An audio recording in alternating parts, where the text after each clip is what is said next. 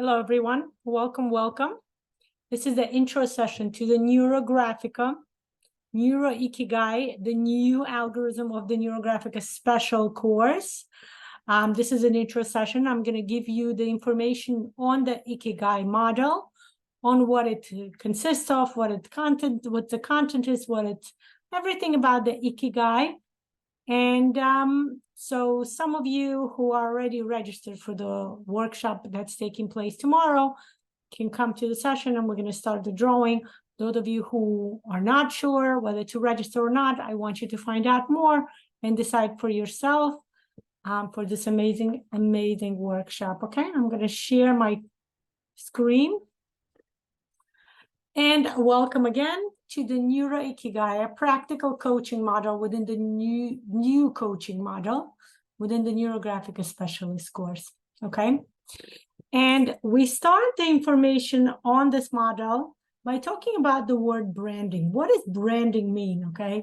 Most of the time when you say the word branding, people start thinking about professional, career-wise. It's, when talking about like corporates, right? Like Coca-Cola or like, I don't know, Disney or Adidas, right? The name brand usually means big corporation, big logos, right? Well, I want to bring you the word branding in a new way. The word branding means ways to look at who you are. I'm going to give you here 4 ways you can look at yourself. Branding refers to the impressions you make on others, both personally and professionally. When we discuss the branding, we're going to refer to 4D branding by Thomas Gad. Okay.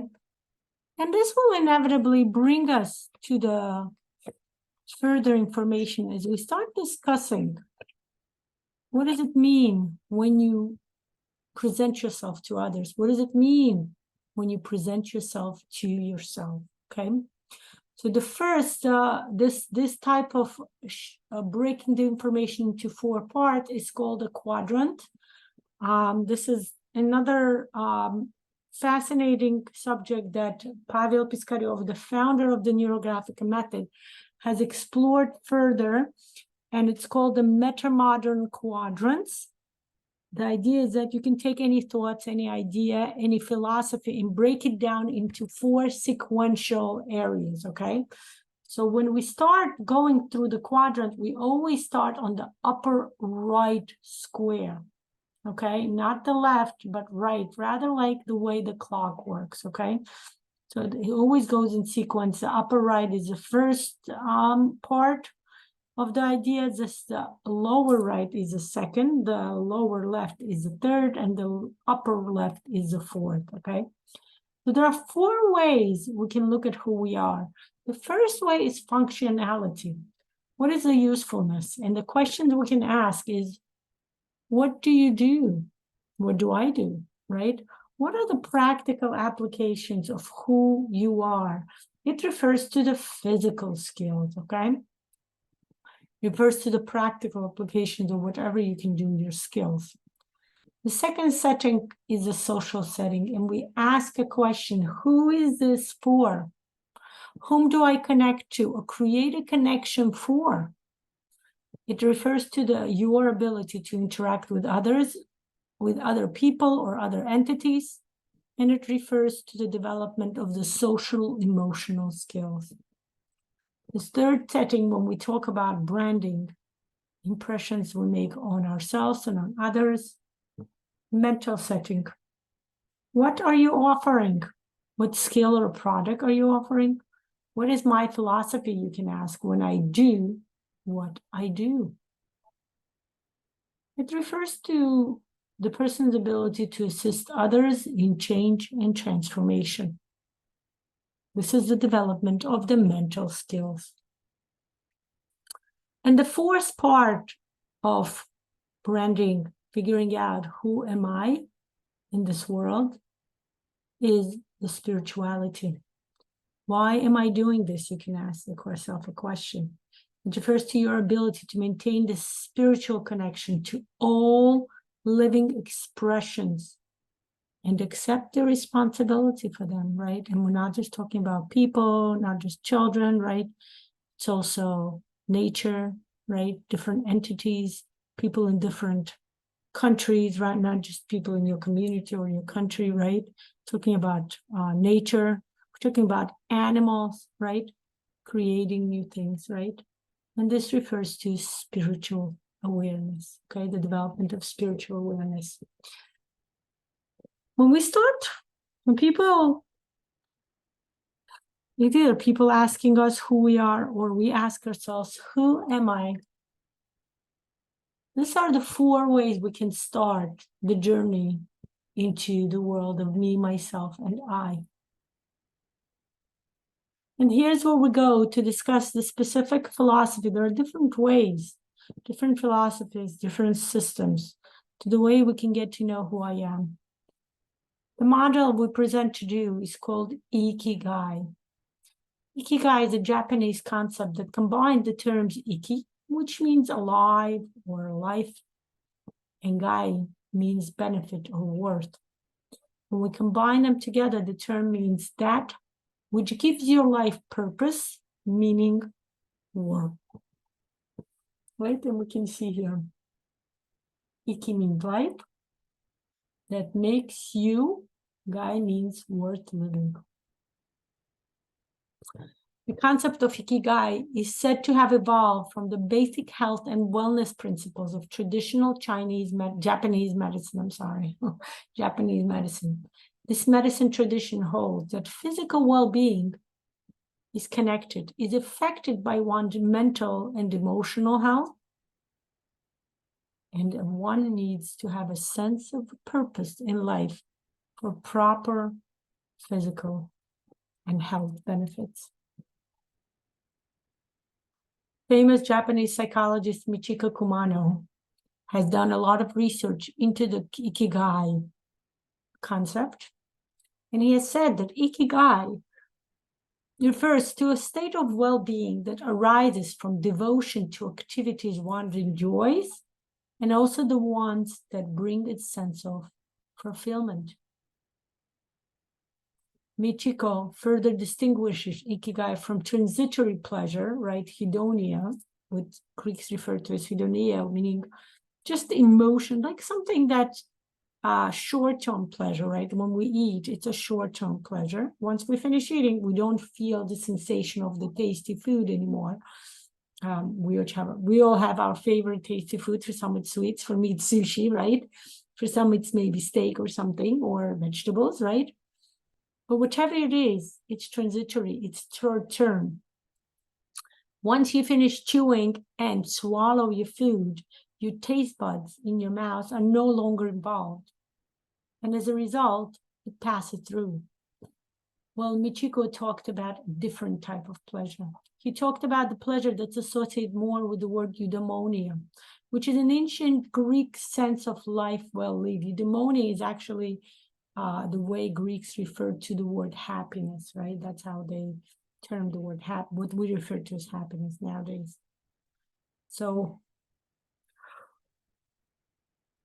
yeah, it's an ancient Greek sense of life well lived that will lead to the highest and most lasting form of happiness, right? And here I'm going to bring you on the right side certain quotes that are associated with the Ikigai concept, right?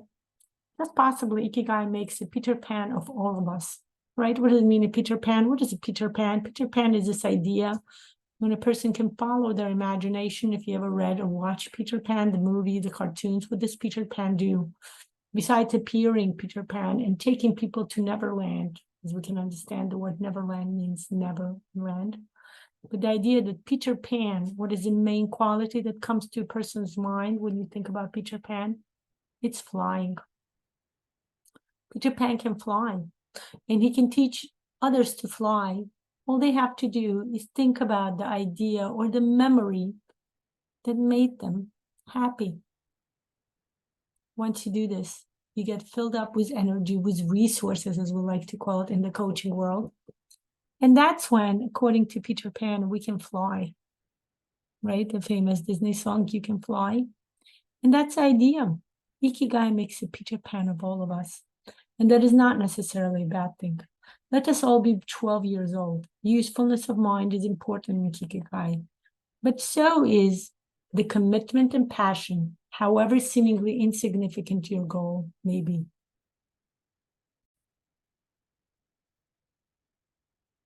And that's not necessarily a bad thing. Let us all be 12 years old. Can you imagine yourself 12 years old? Do you remember yourself? Usefulness of mind is important in Ikigai, but so is commitment and passion, however seemingly insignificant your goal is. It's important to know that we need to set our goal, right, when we work with Ikigai. Ikigai also resonates with the cognitive behavioral therapy emphasis on pursuing activities that produce enjoyment and a sense of mastery, specifically as a way to alleviate depressive disorders. Right, and here, let's read the quote. Ikigai can be defined as the feeling of being alive now and or an individual motivation for the living. Ken Mogib, a neuroscientist and an author of Awakening Your Ikigai, said that Ikigai is an ancient and familiar concept for the Japanese, which can be translated simply as a reason to get up in the morning, or more poetically, waking up to joy.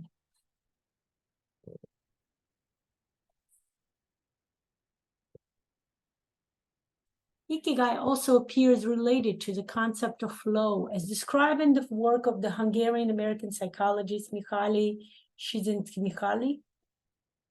For him, flow occurs when you are in your zone. As they say of the high-performing athletes, right? Flow is a string of best moments or moments when we are at our best. These best moments usually occur when a person's body or mind is stretched to its limit in a voluntary effort to accomplish something difficult and worthwhile. Flow can be said to occur when you are consistently doing something you love and that you are good at, with the possible added benefit of bringing value to others' lives.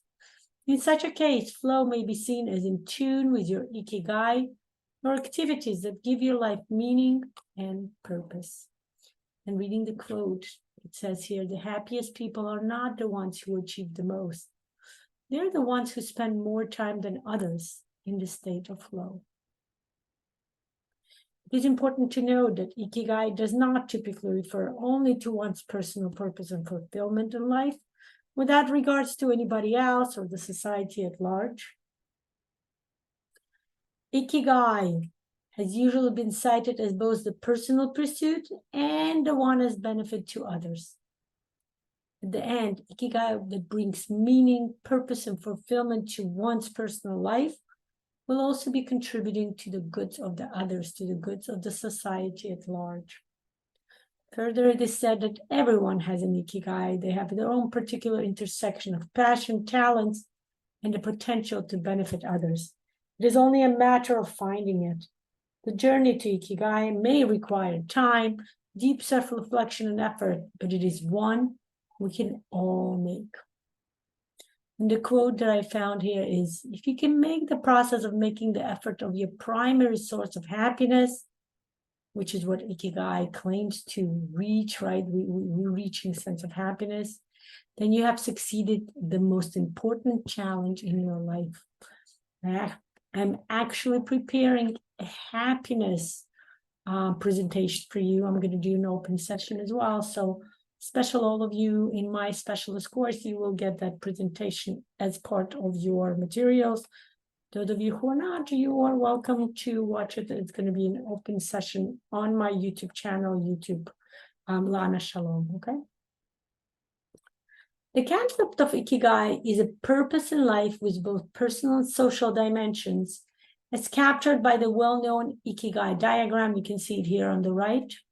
The diagram includes overlapping spheres that covers, right? Let's start from the the side, right? And we can start, it's your choice where you want to start, okay? There are 4 parts. If you start on the top, it's what is it that you love to do? Then you go to the right, what the world needs. Then you go to the bottom, what you are paid for. And the left side is what are you great at, okay? Ikigai is that tiny button in the middle, which is the integration of all 4 parts of who you are and how they may overlap in your life. And that's how people are trying to determine their own personal Ikigai, okay, their personal mission, right?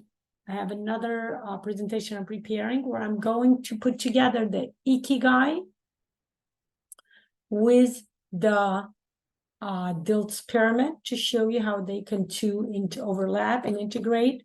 I'm going to do this as part of an open session for the my new course that's coming up called Goals and Values, Neuroplanning Your Way for 2024 and the rest of your future, because it's not just for 1 year. We're going to neuroplan for much more. And yeah, I'm going to show you how we can do that, right? And that's what it's about. I'm going to show you later, explain to you how you can fill in each content, each of the 4 spheres, with your personal experience, self-knowledge, and of course, understanding of the world. So let's go through one by each sphere.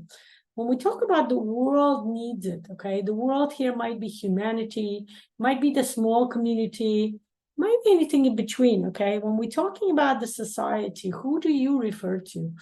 Is your society your family, the people who surround you in your immediate household? Is your society your neighbors, your community, in the city, the town you live in? Is your society the country you live in and whose view you might be sharing with? Most of the time people live in a country that they feel connected to for one way or another through their values, right? And that's what it is, right? Figuring out what is your community, what is the world that you're looking to connect to represent here. And this domain of Ikigai connects most explicitly with other people and doing good for them beyond one's own needs, okay? And the quote here is, a man is like a forest, individual and yet connected and dependent on others for growth, right? Our connection to the society around us. The next part that we discuss, the next sphere, is what are you paid? Where is the money? What would you get paid for? Okay. This diagram also refers to the society, to the environment, but it's about what can if the first one was what can you give to the world? Over here, it's the other way around. What the world will give you back for what you give to the world, right? They're interconnected, right? People often are passionate about writing poetry, rock climbing, but does that mean that you will be investing so much, you will be giving out so much to the world that the world will be paying you for that, right? So whether you get paid, whether you get paid for your passions or your talent depends on factors such as the state of the economy and whether the passions and talents are in actual demand.